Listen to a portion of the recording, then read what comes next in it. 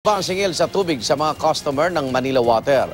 Base sa desisyon ng arbitration panel na hindi dapat singilin sa kanila ang corporate income tax ng kumpanya. Taliwas naman ito sa kaso ng Maynilad na pinayagang makapagtaas. Narito ang report ni Julius Segovia.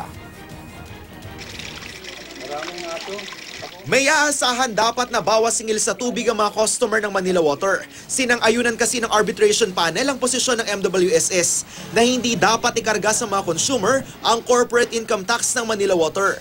Yan ang nasa 100-page decision ng arbitration panel na nakuha ng Grupong WARM o Water for All Refund Movement. Pero para sa Grupong WARM, kulang ang 7 pesos na rollback sa singil ng Manila Water.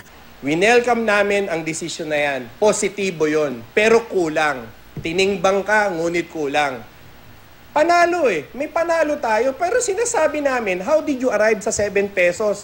Kahit nga 20 pesos pwede, bakit 7 pesos lang? Wala pa raw nakukuhang kopya ng desisyon ng MWSS, pati na ang Manila Water, kaya tumanggi muna silang magbigay ng pahayag. Pero ang desisyon ngayon sa Manila Water, taliwas sa unang desisyon ng arbitration panel sa hiwalay na petisyon ng Maynilad.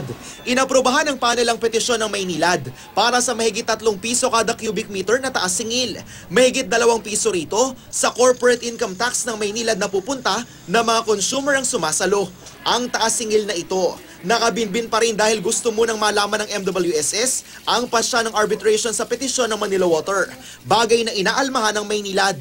Iakyat nila sa mas mataas na International Arbitration Panel sa Singapore ang usapin dahil patuloy raw na binabaliwala ng MWSS ang dapat na ipatubad nilang taas singil. Para sa unang balita, Julius Segovia reporting.